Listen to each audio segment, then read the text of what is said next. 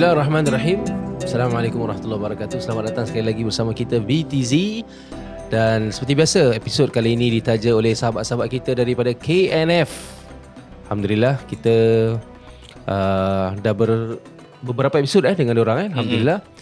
Dan untuk lebih lanjut, maklumat lebih lanjut, bolehlah you all tengok dekat the lower third tu Cantik. This video is also in collaboration with GERTV. GERTV adalah media team bagi Global Ihsan Relief dan mereka banyak buat kempen-kempen untuk membantu masyarakat-masyarakat kita, dan di antara kempen yang sedang mereka jalankan adalah Project Pencil.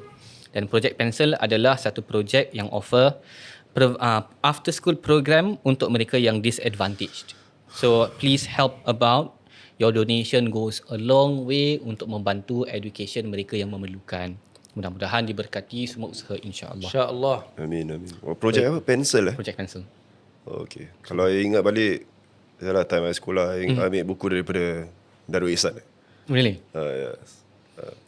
Free textbooks lah. Actually, that's the thing macam banyak juga yang struggling dalam masyarakat kita. Exactly. And education, if you think about it accumulatively, mahal tau kalau fikir balik. Betul.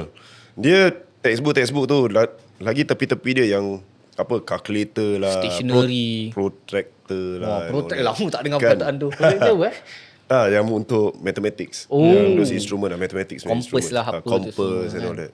Belajar benda tu Ajar. Perlu sih actually. Kalau kadang kita fikir macam tak perlu, tapi actually perlu. Babe, sekarang dah lebih sekali. Sekarang Lagi dah calculator, dah iPad, dah laptop, dah macam-macam. So support Project Pencil. Okay, mari kita teruskan. Dengan semangat kita nak support ni juga, kita nak sambung cerita kita Let's go. nak mengambil iktibar daripada kisah Nabi Yusuf. So hari ni kita teruskan daripada episod yang sebelum ni, kita berbicara tentang, so kita cerita pasal apa dia tu Hari permulaan interaksi di antara Nabi Yusuf dengan Imra'atul Aziz. Yes. Imra'atul Aziz. Kalau dalam bahasa Melayu, Imra'atul Aziz apa wanita yang Isteri kepada pemerintah. Allah. Lebih kurang macam tu Isteri kepada pemerintah. Al-imra'ah tu Imra'ah, kira isteri Imra'atul ataupun wanita lah. Aziz. Al-Aziz tu is ketua ke? Tahu ni lah. Orang Kelantan cakap Tino.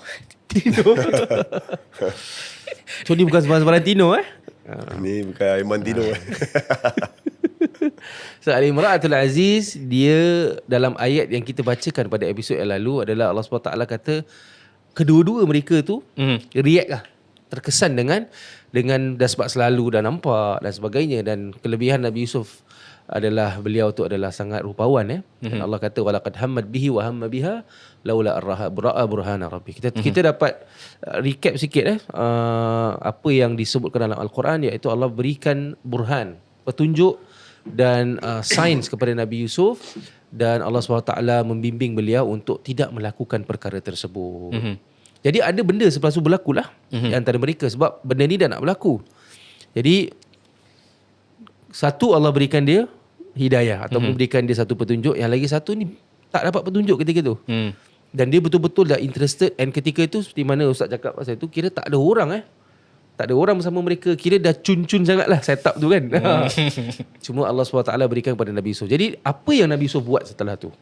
Cerita dia adalah literally Nabi Yusuf lari. Dia lari. Dia lari, dia cabut.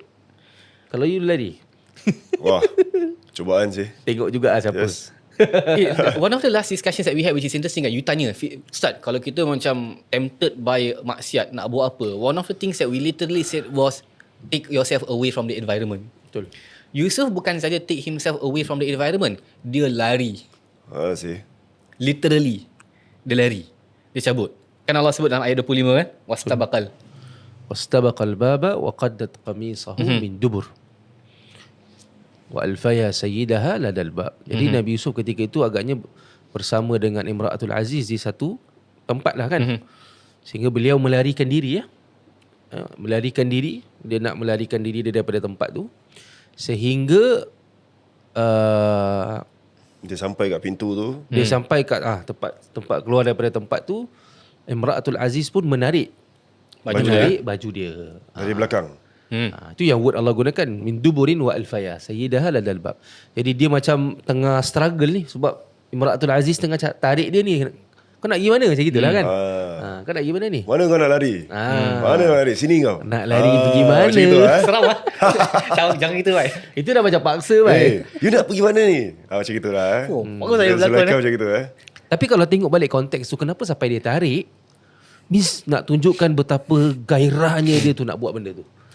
Maknanya dia dah betul-betul dalam keadaan yang dia dah tak memikirkan apa-apa consequences yang akan datang tau. Correct. Dia dah climax lah. Dah climax. Kalau you dalam keadaan yang kau nak tak, kau tak nak, okey lah kan. Tapi Yes. ni dah Minta. sampai tarik. Ya means dia nak habis. Yes, dan tengok konteks dia. Ni anak angkat aku sih. Correct. Ni orang yang di bawah jagaan aku. Tak, apa yang go through dia punya mind tu sampai dia nak, apa yang triggered her tu. I rasa benda ni susah sebab kita tak melalui Yalah, benda yalah, dia correct, tu. correct. Sebab kita tak tahu kecantikan Nabi Natural Yusuf lah, macam natural lah, human being. Nafsu lah kot. Dan ini benda yalah daripada hasutan syaitan dan sebagainya. So I think it's normal kalau mungkin kalau kita kat tempat dia, kita sebagai wanita pun melihat Nabi Yusuf ketika itu. Agaknya kita pun buat yang sama kot. Betul. Dia dah macam cerita-cerita sekarang kat Netflix kan. Kadang orang stare terus orang cium kan. Something like that lah. So Nabi Yusuf cium ke? Tak lah. Nabi Yusuf ni Astabaqal baba wa qaddat qamisahu min duburin wa alfaya sayyidaha lalal bab. Qalat ma jazaa'u man arada bi ahlika su'an illa an yusjana aw 'adzabun alim. Jadi ketika itu dia diugut juga. Sebab aku ni lebih berkuasa daripada kau tau Yusuf. Kau ingat? Kau nak lari mana? Kau ingat aku lagi besar aku dari boleh kau. jail kau Aku boleh penjarakan kau tau. Betul. Aw 'adzabun alim, aku berikan kau Punishment. punishment yang besar. Kalau dia tak layan What is interesting is that she said that particular thing bila terjumpa dengan suami dia dekat pintu. Betul. So imagine dia lari kat pintu. Lari kat Dia pintu. buka pintu tu. kira Yusuf nak cabut. Nak Yes. cabut tu betul-betul kat pintu tu Suami dia. Suami Zulaikha. And dia cakap macam tu tiba-tiba. Orang yang macam kau ni nak buat apa ni, kau tak takut nak azab dan sebagainya. Now if you think about it right, this is what you refer to as a defense mechanism. Betul. Sebelum apa-apa pun terjadi, sebelum any type of thinking ke investigation, so dia belum apa-apa lagi tiba-tiba dah ugut. Orang kalau buat jahat selalu macam tu. Dia tak kasih peluang untuk orang fikir. Faham. Dia tak kasih, dia tiba-tiba dia cakap, kau ni buat jahat. Seolah-olah Yusuf pula yang buat jahat. Yes. It's a defense Trap, mechanism. Dia trap. And sebagai seorang suami, kita punya first inclination adalah to defend siapa? Isteri lah. Isteri of course. In that particular situation, kalau kita fikir pasal suami pun, terbeban juga ni. Betul. Macam apa tengah jadi ni? Tiba-tiba baju dia ni kena tarik.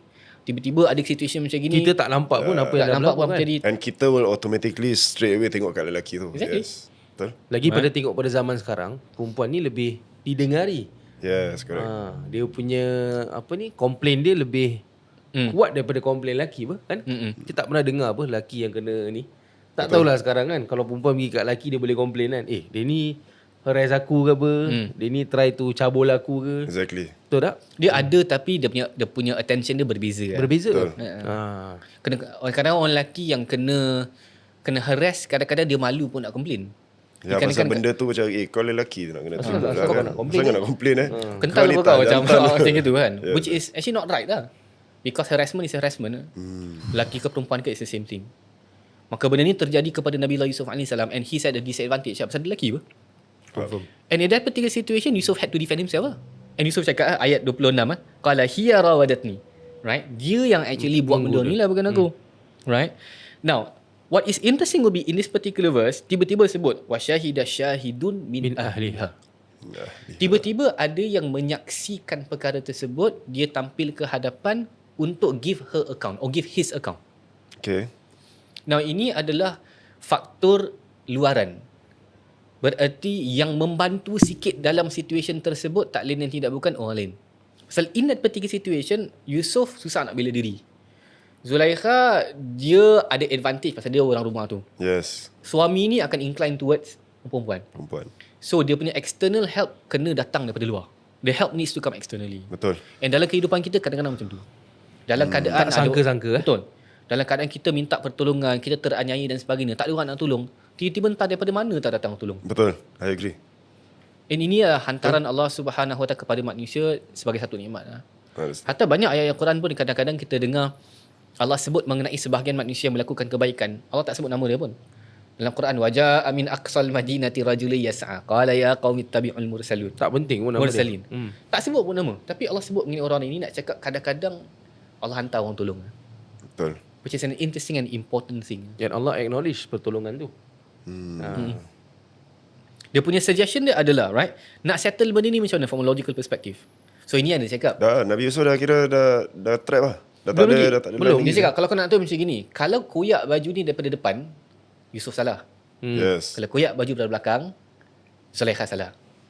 Bila tengok terbukti memang koyak kat mana? Belakang. Now, Itu je sih harapan dia.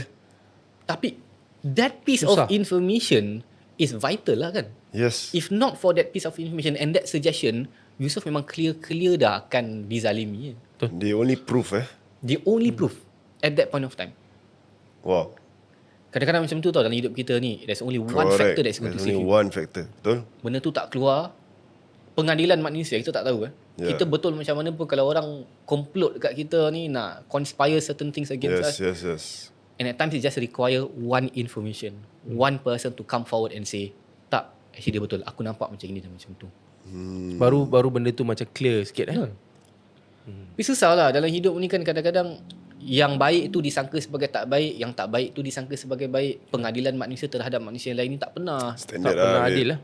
Tak pernah adil. Standard lah. Mana yang depan cantik je kita puji kan. Betul. Betul tak? Jadi kisah ni pun sebagai realiti lah. Betul. Zaman kita hari ini juga. Maksud apa yang berlaku pada sesiapa yang dizalimi, difitnah. Banyak zaman sekarang. Betul. Dan fitnah ni berlaku antara lelaki dan wanita. Hmm. Orang nak menjatuhkan seseorang dan sebagainya. Orang nak cover cerita orang dan sebagainya. Kadang-kadang cerita yang kita dengar tu tak mestinya betul. The thing is macam kita tak give time to actually digest and think. Kalau kita macam sit down, standard lah manusia kan, kita triggered with split seconds punya decision. Kita dengar something ya, pop, terus straight away oh dia buat ni. Kita dengar kita tak ada this macam, of course lah kita bukan superhuman, tapi kalau whenever we sit down, that's why macam counselor kami, macam you sit down, you bentangkan cerita-cerita ni, baru you macam dapat all these loose points and oh okay, because of this you're not in the wrong. Betul. Alangkah indahnya lah kalau hidup kita dapat macam tu. Perfectnya lah, hari-hari agama kita dalam apa pun kita buat, dalam apa pun kita nak tujukan, dalam apa pun kita nak menuduh seseorang, kita kena bawa saksi. Betul. Dalam Quran Allah kata kalau kau nak menuduh ataupun nak bersangka tidak baik terhadap isteri kau kena bawa 3 orang saksi je. Betul. Pasal ni bukan benda senang. Lagi pasal zina. Benda yang melibatkan maruah seseorang, ard family dia dan syaraf dia punya, pride of dia punya family tu. Lagi-lagi kalau you cakap pasal reality negara Arab, sekali je you cakap anak perempuan kau berzina tau. Habis. Habis That's it lah. Bapak dia ambil anak dia pergi somewhere terus tembak bunuh. Which is the reality of ni I duduk dekat Jordan. Benda ni like normal tau. Even polis pun tak boleh handle. Oh, family matters lah. Oh. Because betul-betul melibatkan nama keluarga. Itu di antara salah satu sebab yang bila Allah kata dalam Quran, dhalla wajhahu muswaddan wa kadhim. Kalau dia dapat tahu dia dapat anak perempuan, orang-orang dulu, orang-orang jahiliyah sebelum datangi Islam, diorang akan muka masam. Sebab dia tahu anak aku satu je buat mistake, satu je buat kesalahan, satu keluarga menanggung malu dia. Tapi datangnya Islam, itu yang keluar hukum-hukum ni. Nak tuduh orang kena cek. Allah kata dalam Quran, ya ayyuhallazina amanu in ja'akum fasiqun binaba'in fatabayyanu. Datang satu berita yang kita tak tahu daripada mana-mana, Allah suruh kita tabayyun, kena cek dulu. An tusibu qauman bijahalah. Takut dengan kita ni sebarang-sebarang nak terus menerima berita tu, kita akan menuduh orang dalam keadaan kita jahil, tak tahu benda tu. Correct. Ini antara apa orang kata perfectnya agama kita. Disiplin kita Very simple detail, small detail yang you rasa confirm lah dia ni dia jahat apa, yang cakap tu ustaz tau yang tuduh dia. Yes. Kau ustaz tak ustaz? Check tak ada dulu, tak ada betul-betul. Check bukti, dulu. diam dah. So Yes. ini yang menunjukkan. Lebih-lebih lagi tentang hukum hakam, macam nak menuduh orang. Sekarang orang ni suci, you cakap dia berzina. Dalam Islam besar benda tu. Betul. Besar. Mana-mana you boleh tuduh sembarang. Dan you boleh kena sebat juga dalam benda tu. You boleh kena sebat. Qazaf. You menuduh orang yang tidak melakukan zina, you menuduh dia zina. You yang kena. Na'udzubillah. You yang kena. Sebat dan sebagainya. So Yang this buat is a main big thing. Betul. So apa yang berlaku dalam peristiwa Nabi Yusuf ni adalah satu kenyataan yang Allah nak cakap akan berlaku zaman kita. Dan berbeza kita tengok di sini adalah orang perempuan di sini adalah mempunyai pangkat. Dan dia menganiaya satu orang hamba Allah iaitu Nabi Allah, Nabi Yusuf yang tak ada pangkat di situ. So dia ugut lah. Sebab tu bila dia trap tadi tu kita tengok actually ugutan dia tu kalaulah suami dia betul-betul memang side dia, automatik akan ambil Nabi Yusuf. Yes, correct. Nasib baik Allah kata datang wa syahida syahidun min ahliha. Syahid dia tu, saksi dia tu bukan daripada sembarang-sembarang orang. Min ahliha, daripada keluarga Imra'atul Aziz. Maknanya dia, kalau you tengok kalau orang luar datang, kau siapa sih? Kau bukan family aku. Tapi yang datang tu daripada family perempuan. Maknanya dia boleh je bela perempuan tu. Betul. Tapi kenapa dia bela Yusuf? And susah tau untuk seseorang untuk point out silap keluarga sendiri. Betul. Betul. Dia tak akan terima lah. Orang Kalau akan, kita nampak anak kita sendiri buat macam itu, dan kita confirm akan diam apa? Tapi ini daripada keluarga, means besar tak dia punya perbuatan tu besar. Dan kadang-kadang bila you tengok, kalau you tengah buat satu kesilapan dalam satu benda yang besar, kadang-kadang ada orang yang side you pun, dia sayang you macam mana pun, dia akan tak agree in few things. Betul tak? Betul. So inilah benda dia. Walaupun mungkin orang yang datang tu saksi tu sebagai orang ahli keluarga si Zulaikha ataupun Imra'atul Aziz tu, aku maybe family kau, tapi untuk hal ni aku tak boleh sama part dengan kau. Salah tu salah. Salah ni tu tak salah. salah. So maybe in a way dia nampak Nabi Yusuf pun very innocent. Dia ni kalau aku tak tolong dia ni, confirm dia ni kena masuk jail, kena seksa dan sebagainya. Siapa orang yang ketiga yang dapat tolong Allah dia? tak sebut. Tak tahu. Allah kata This is very wasyahidat sensitive. syahidun. Syahidat orang yang menyaksikan tu adalah lelaki lah. Syahidun lah, kita tahu lelaki ke perempuan.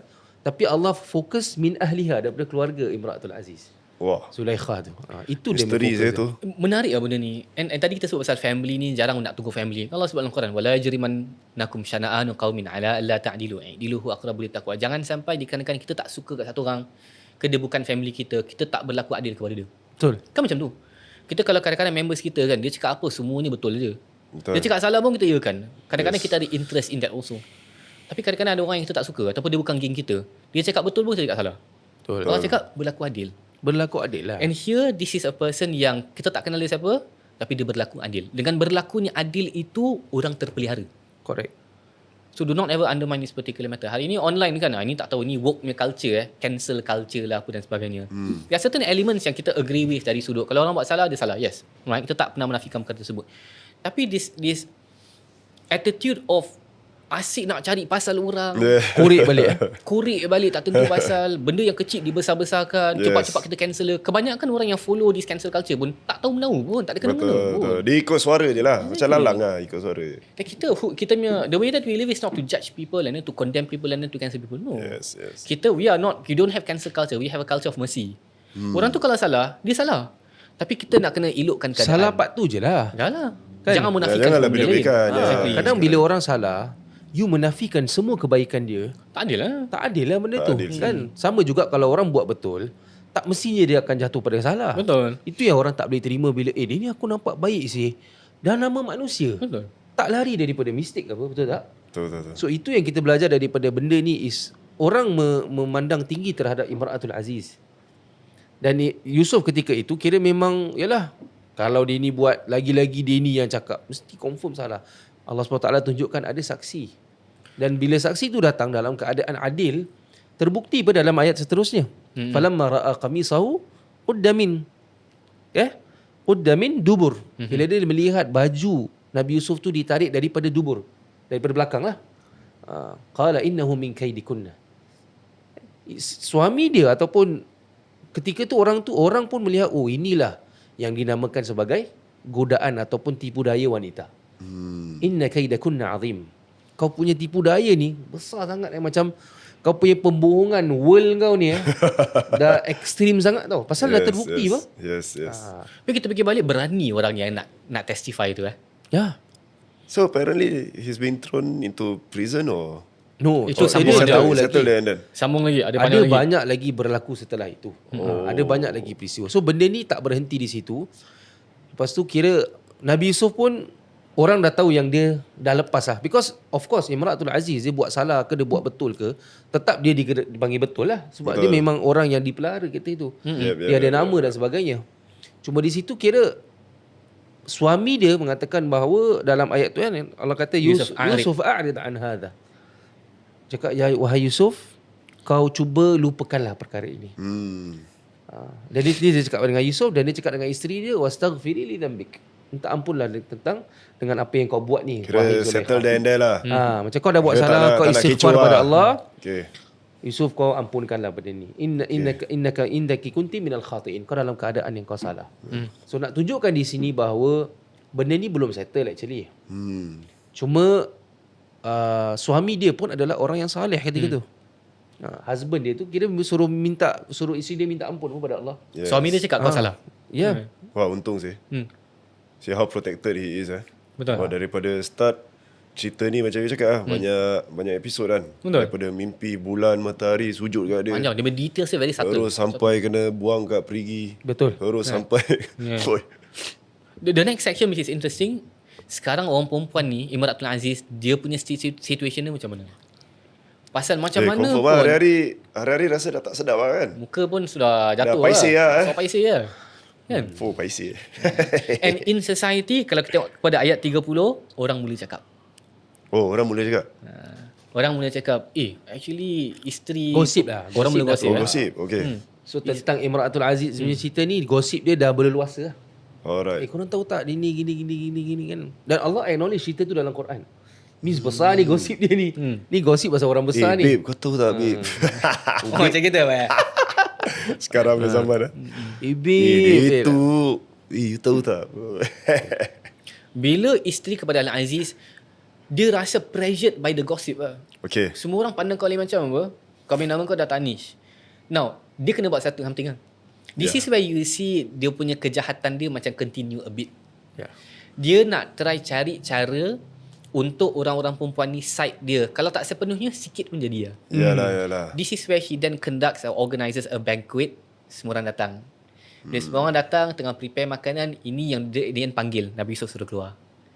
Nabi Allah Yusuf AS keluar. Diorang semua tengah siap mangkat, tengah potong benda. Tengok Nabi Yusuf.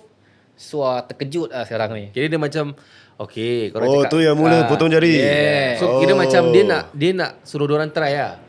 Oh, kau cakap kira aku jahat okay, kasih korang tengok sekarang. Kau tak tengok lagi budak ni. Aku nak korang rasa. Kau jadi apa aku bila rasa. kau nampak Nabi Yes, Yusuf. yes.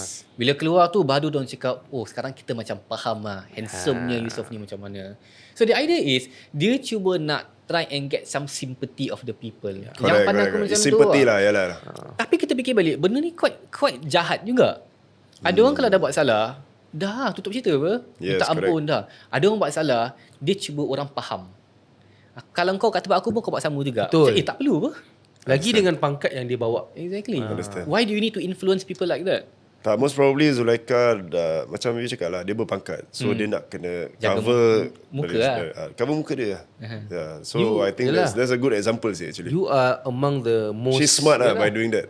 Kan? Yeah. And benda ni bila Allah SWT tunjukkan dalam Quran, Allah nak tunjukkan dari situ juga ujiannya Nabi Yusuf tu kira bukan kalau orang cakap apa yang attracted sangat dengan Nabi Yusuf sih sampai kau nak tarik baju dia semua gini kan. So Allah SWT describe in a very proper way dalam Quran. Okay. Nak tunjukkan yang actually bukan Zulaikha je terpegun. Yeah. Semua orang Terpegunnya ni sehinggakan orang-orang yang melihat Nabi Yusuf ketika itu dalam keadaan konon diorang macam nak action lah kan, tak nampak Nabi Yusuf dah. Tapi bila diorang nampak Nabi Yusuf, diorang straight away cakap, in hadha illa malakun karim.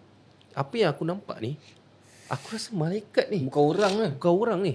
Tapi pelik situation tu you terpegun sangat sampai terputung jari.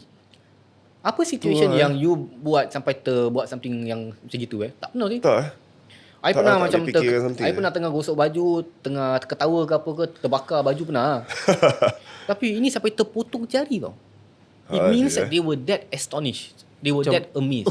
Kita fikir Tak ada macam imagine, kelakar kan terputung jari. sih. Now, the situation is in society. Tadi awal-awalnya Zulaikha punya nama tu macam dah buruk lah. Okay. Tiba-tiba dia menang balik sikit lah. Yes, She gets okay. a bit back of her reputation. Now, Yusuf AS, going back to him, he realizes the danger of whatever that is happening. Now, what if Zulaikha adds more pressure? And akhirnya, aku pula yang become the bad person. Is that possible? Yes. Betul. There is always ways by which people can influence a society to think a particular way. Betul. Ada je cara kita boleh nak gerakkan orang Influence, untuk suka benda. Hari ni pun Politik lah. Ada main politik dia kan. Yes. Patut tu dengan ayat 33 dia cakap qala rabbis sijnu ahabbu ilai. Sijnu ahabbu. Ya Allah, you know what? Kalaulah ini situation dia, nampak ujian macam berat ni. Kalau macam itulah kisahnya, aku rasa Aku jail rela. pun cantik juga. Aku rela untuk Masuk jail masuk dalam penjara. supaya dia dapat elak daripada benda-benda Qala ni rabbi semua. sijnu ahabbu ilayya mimma yad'unani ilai. daripada apa yang diorang sangkakan. Untuk aku ni, Wah. aku lebih rela untuk duduk dalam penjara supaya mungkin salah satunya sebab Nabi Yusuf mendapat ketenangan dari situ. Betul? Satunya bila dia kat luar, masih lagi orang tak tenang melihat dia sebab betul lah, dia ni memang godaan lah, dia ni Yes, yes, itu pun yes. satu benda yang negatif untuk Mungkin dia. ada orang lain try, dia pula try. Correct. Danger so, sih. menambahkan lagi dia punya kemudaratan kan. So dia memang berdoa macam gitulah. So if you think about it, right, there was somebody who preferred to be in jail. Hanyalah dikarenakan nak menjaga diri. That was the difficult situation that Nabiullah Yusuf AS was going through. Ini bukan main-main punya cerita lah. Ini Wah, cerita mana bukan nak world dapat lah. manusia sekarang Macam gitu Ada juga Okay, I think pergi Changi ada lah. Pergi Changi. Tak boleh lah. Surrender, hello. Hidup ni aku ni handsome sangat. Aku main sangat ujian lah. So jail pun cantik lah. Ini tahap takwa yang betul-betul lah yang yalah. Satunya kalau ada orang, kalau you tengok reality kisahnya ni, ada orang dia akan just be proud of sebab tu dia tertarik dengan aku. Kau tengok aku macam mana apa handsome apa kan? yes. They use that as an advantage. Tapi itu yang Allah nak tunjukkan kehebatan Nabi Yusuf adalah dia tak membawa keindahan wajah dia tu dengan dia punya fame dan sebagainya tu, dia malah memilih untuk bersendiri. Sebab dia tahu itu lebih baik untuk dia. Sebab sekarang lagi banyak, kalau dia kat luar lagi banyak ujian, lagi banyak fitnah lagi akan berlaku. Betul. Dan benda ni very rare berlakunya fitnah antara lelaki dan wanita. Biasanya perempuan tu fitnah kita. Tapi ini lelaki is the big fitnah. Imagine So, yalah. Kisah yang So sangat betul-betul dia masuk popular. jail. Masuk. Masuk. Voluntarily. Oh, bukan dia sengaja commit a crime or what. tak Tidak ada. lah. Dia memilih Dia untuk memilih untuk masuk. serahkan diri dia, Oh, serius lah. surrender himself just to be alone lah. Just to be away from all these problems. Dan ada kisah lagi bila dia kat dalam penjara. Oh, panjang lagi. Ada lagi? So, Cuma yang menarik at this point even already at that point dah banyak benda yang berlaku kepada Nabi Yusuf. agak berat Berat lah dia. ujian dia. Berat And ujian dia tu berbeza dari sudut pressure of society. Understand. Dia punya ujian dia adalah godaan orang perempuan. Dia tu handsome sangat sampai menjadi masalah dan sebagainya. But this is something that at times kalau kita ponder back dalam hidup kita ni, kadang-kadang kita tak realise kita hari ni berada pada satu sudut, pada satu keadaan. And whatever that happened before us tu actually apa makna dia? Betul. At this point of time, Yusuf masih tak tahu lagi apa nak jadi dengan dia. Betul. Like kalau kita fikir balik, sekarang aku kat jail, lepas ni apa? Like what then? But kita tahu cerita ni adalah ujung dia, cerita ni memang ending dia memang baik lah. But Correct. will ever a person know? Tak tahu lah. Sih. So it Leap of always, faith lah tak tahu, it's a leap of faith. Yeah. So truly is a matter of mengajak kita untuk renung balik kita punya past. Kita ada banyak fasa dalam kehidupan kita. Seperti mana Nabi Yusuf tu ada fasa-fasa kehidupan dia. Kita mesti itu juga apa? Betul. And every point of kita punya kehidupan ni mudah-mudahan kita keluar daripada satu fasa dengan elok, kita masuk kepada fasa baru yang elok. Betul. You sekarang for example dekat your current position. Yep. Who would ever imagine? Would you have ever imagined that? Actually, seriously tak sih. Kan? I've been like, during my playing days, I've been always macam some sort of always complain. Clueless lah. Always complain lah. Complain about, why is this? Why is that? Why is this not enough? It should be like this. It should be like that. So it's always that macam, trying to debate and naive lah, aku say. So now, but like you say, betul sih. I pun tak sangka sih. I kerja dalam the Football Federation of which yang dulu I selalu cakap and complaining about things and all that. Now I'm inside there. So indirectly macam like a voice telling me, okay, kau complain kan? Okay, sekarang kau masuk. Aku dah kasi kau masuk. Kau buat apa yang kau dulu kau complain tu. And I also believe that every moment in your life, sama ada besar ataupun kecil, it leads to this very moment. Exactly. Cuma kita tak perasan. So the question now is, kita sekarang kat mana dan hala tuju kita lepas ni ke mana? And the best That's part always is the that's the next question tau. I sekarang macam, okay, sekarang aku dah kerja kat Federation What next? bola. What's next? Nak ke mana lagi? Federation mana lagi yang lagi besar? Itu satu je. Wrestling Federation kan ya? I think dalam mensyukuri nikmat Allah, kita tak sadar yang apa yang kita berada sekarang ni adalah impian kita dulu. Kalau you tengok balik. Correct. you nak berada di satu peringkat yang di mana, yalah, whatever you ada sekarang ni is actually you dulu pernah terfikir juga. Cuma you Pernah tahu yang terlintas lah. you tahu yang aku tak mungkin saya sampai tu. Betul. Kan? Betul. Aku tak I mungkin agree. di-acknowledge sampai ke tahap macam gitu. I agree. So whatever, antara benda yang kita kadang-kadang lupa bila kita dah sampai to this step, sekarang ni you dah kat tempat ni, you dah berada di peringkat yang agak tinggi dan sebagainya. Sebenarnya benda yang kita nak sekarang ni adalah impian yang dulu sebenarnya kita dah ni. Betul. So Perasan ke tak bila dia lah. kalau kita perasan, then baru kita akan, ya Allah. Macam cakap pasal benda hidup orang daripada tak ada kenderaan bermula dengan motor Lepas tu tiba-tiba Allah SWT berikan dia daripada kereta. Tapi bila dah berkereta A200 A200 ke Wah, A500 asal ke, kereta dah kena A200. Tak boleh start off macam simple. Honda Civic. Saja. sebab dengan ejen kan. Jadi kena konti lah semua. Cakap pasal benda dunia lah kan. Yes. Bila orang dah ada motor, dia akan target dia is kereta pula. Betul. Tapi bila dia dah ada kereta, dia tak ingat sebenarnya dulu impian dia dalam motor tu nak ada kereta je. Dan sebelum dia ada motor, actually impian dia nak ada motor je. Bila dia tengah jalan kaki tu, best orang naik motor. Tapi bila dah ada motor, dia tak fikir tu satu nikmat. Macam mana aku nak naik kereta pula? Yes. So this is a Dia little punya things yang appetite tukar dan manusia takkan pernah berhenti daripada membuat benda tu. Betul, I agree. Allah kata dalam Quran, wa qalilun min ibadiyasy syakur. Sedikit, tak banyak pun orang di antara hamba-hamba aku ni yang bersyukur. Okay, tapi soalan Cok Is it okay to have big appetite? Is it okay? Okay, Okay. dari sudut keduniaan for me, Yeah. tak ada limit, is infinity. Yes, But make sure that every dunia yang you buat tu, every kejayaan kat dunia you buat tu akan membuat you dekat dengan Allah SWT. Itu adalah satu tanggungjawab yang besar. You ada kereta dengan ada motor. Motor you is satu luxury untuk orang yang tak ada motor. Betul. So bila you ada motor, adakah motor tu buat you lebih dekat dengan Allah? Yes, then that is good. Okay. Tak kira lah motor apa you bawa, motor besar ke, motor kecil ke, motor ada motor ke, Motor tahulah boat, kan? Kereta pula, orang ada kereta. Tapi bila you ada kereta, adakah kereta tu buat you lebih dekat dengan Allah ataupun lebih jauh pada Allah? Then that is the question. Tak kira lah you bawa Rolls Royce ke, you bawa Cherry QQ ke, you bawa Peugeot ke, you bawa Merc ke, itu hanya A200. label dunia. Lagi sekali. Oh.